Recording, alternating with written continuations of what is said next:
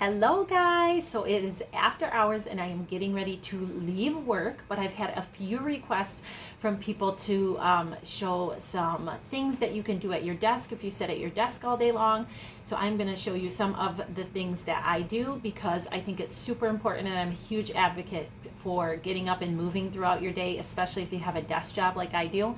This is actually the first job in my adult life where I've had to sit for the majority of my day and work on a computer. I've always done things that have allowed me to move throughout the day, and this is the first job in 40 years that I really had to sit. So I've had to make sure to come up with things to get me up and active throughout the day. So let me show you some things that I recommend for you guys. First of all, if you're lucky enough to be able to get or have the resources to have a standing desk, I really strongly advocate for a standing desk. So this allows you to be able to stand up and be on your feet and move throughout the day instead of sitting, which can cause us so many issues.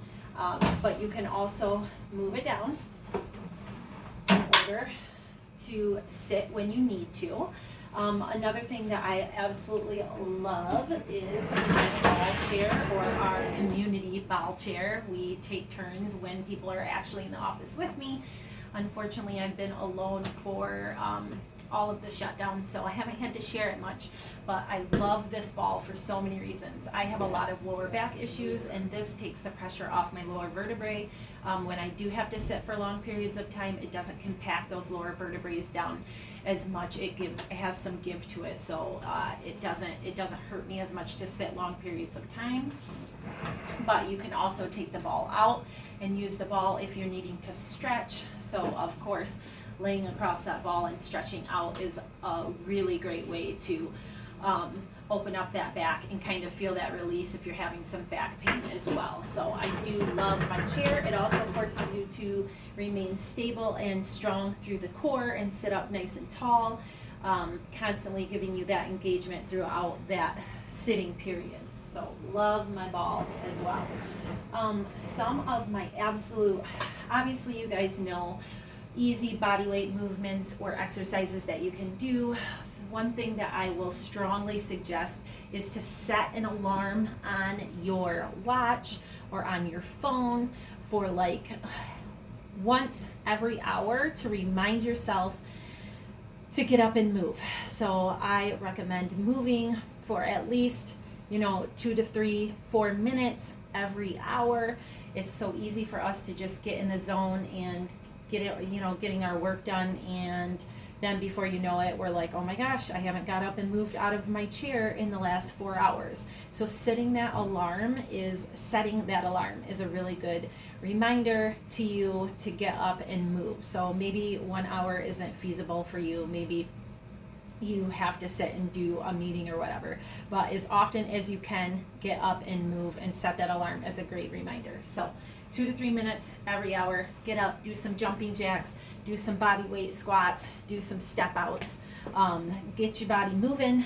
I miss our nutrition educator because Lene is a great reminder for me in the summertime, especially. Even in the winter, she puts her coat on, she goes out and she walks around our parking lot, and then she comes back in. So that is a great reminder for me, and I have been able to start doing that, or been reminding myself to be doing that a little more often as well, because when we have people that keep us accountable or that make us think about it, it's a great resource for us to be able to remind ourselves, like, oh, I haven't gotten up and moved. Another thing, so obviously some super easy stretches that you can do, you all know for the most part, but I wanted to show you a couple that maybe you're like, oh, I didn't even think about that. So if you have a desk this height, you bring your knee up, and if you have higher, depending on your flexibility, but this height is about perfect, and usually people can get their leg up this high. When I'm at the Coliseum, the platform is even higher, which is going to be a little more difficult for some people, but I'm also going to show you a way that you can do this sitting. So leg up on your desk, and this is going to open up that hip extender, you guys, or open up that hip for you and get some external rotation out. And then you're going to want to push your tailbone to the wall behind you and drop your chest at the bottom of that movement. Tuck that chin in, take a big inhale through the nose, exhale out, falling into that stretch even deeper, and that is going to stretch through that adductor, through that glute medius, so I call it your side booty. I absolutely love this stretch. And then of course make sure what you're doing on one side you're doing on the other, so opening up that hip, pushing the tailbone back, dropping the chest down, down, down as far as you can. Never force a stretch. That's so important. Your range of motion and your flexibility is going to improve the more often you do this. So never force a stretch when your body tells you, okay, that's as far as it can go. Don't force yourself to do it, because that results in injury. So take a big inhale, exhale out, allow your body to naturally fall into the depth that it can at this moment, and then doing it every day is going to create that flexibility and that strength up for you. So just don't give up. You have to be consistent with your stretches. It's so, so important, you guys. So I love that one. But if you're like, Nikki, you're kidding me, I can't do that, I can't get my leg up that high yet, you can do this seated as well. So grab a chair, a sturdy chair or a ball if you feel comfortable with that. You do the exact same thing sitting. You cross over. I call this a figure four. You cross over in that figure four. You can gently press that knee down, stretching through that hip even more. And again, it's not about bringing the knee to you. You got to leave that knee down. It's about bringing the chest to the leg. And that's when you're going to feel that stretch through that side booty, up into your glute max, and through that adductor. It's such a great stretch. So what happens when we sit for any length of time, and when we have jobs that have us sitting every single day, our hip flexors shorten. So then when we do things that are forcing our hips to try to lengthen, it hurts us. So we have to build that strength and flexibility back up. So we need hockey players, runners are really well known for shortened hip flexors or hip extenders. So we want to lengthen those back out, and that is why stretching is so important, you guys. So one of the stretches that I absolutely love, a hamstring stretch, you guys. So again, you want to stick one leg out. You want to keep that leg straight, you guys. Don't bend that leg. That's when you lose the stretch. And then again, you want to think about pushing the tailbone. So I'm not squatting down into it. Notice I'm hinging at the hips, pushing the tailbone back, leaving that leg nice and straight, and you're going to feel that in the back of that hamstring, and it's going to tell you like, okay, that's enough. That's as far as I can go.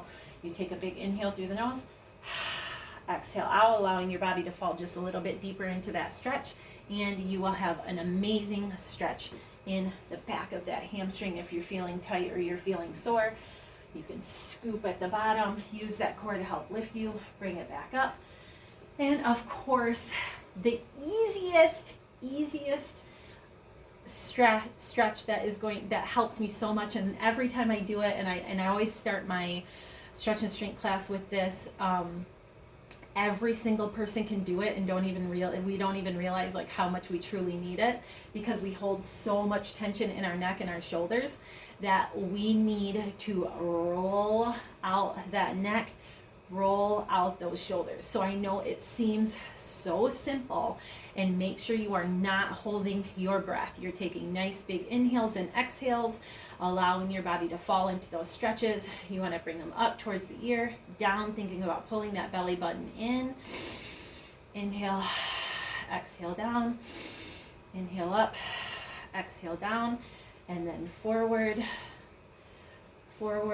nice and slow. You can bring those arms parallel, squeeze those shoulder blades together in the back, bring those arms parallel like you're doing a backstroke. Again, you're going to bring them forward when you're ready, so about 8 to 10 on each side or in each direction. And then of course the neck roll, so allowing yourself to let the weight of your head fall down. Big inhale, exhale out, and roll that neck out. There's something to be said about such a simple movement, releasing that tension in our shoulders and our neck that we tend to do when we're sitting, either staring at our phone or sitting at our computers all day long. We keep that tension in our neck, and then it's like, oh my gosh, and then it affects everything. Okay, so super simple movements that you guys can do. If you're typing on a computer, you want to make sure that you're constantly kind of stretching those wrists out, so roll them out as need be. Again, you can palm out and kind of pull towards you in that wrist. Pull, pull, pull. And some exercises, like I said, you guys, you can get up, you can do jumping jacks, you can do your walking, you can do high steps, keeping that core pulled in, shoulders back, so never round through those shoulders. I always say round or pull shoulders up, down, and back, and notice how that changes my posture. I'm not here, I'm not pulling my hips in, right? I'm not standing like a slouch. I'll pull my shoulders up to my ears, I'm going to pull them back, and then I'm going to pull them down, and I'm going to keep that core nice and strong. So your squats, your jumping jacks, a really great way. One of the things that people always come to me as clients and say, I want to get stronger and I want to be able to do push-ups on my toes.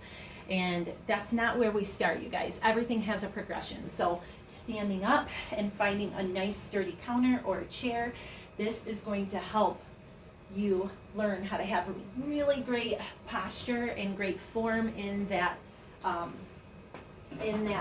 push-up, and it's going to allow you to start high, so you're not holding as much as your body weight. You have an assist. You want to think about being in a plank position but standing, so you have a nice neutral spine from your neck all the way down. Your feet are about hip width apart. Your hands are just a little bit more than shoulder width apart. You keep that core in and you push away. So think about pushing that object or that wall or that chair away. Push. You're pushing your body away from that object, and you're keeping a nice straight line the whole entire time. And that's going to allow you to then get a little bit stronger and move down lower next time. And then you maybe move down to a bench, and then you move down to the floor on your knees, and then you move down, or you are strong enough to start trying them on your toes in good form. So it's all about keeping neutral spine and just stay moving throughout the day, you guys. So hopefully some of those stretches and some of those tips help you guys out to stay nice and loose and moving throughout your day. If you have any questions, of course, leave them below, and I hope this helped you guys. Have a great day. Bye.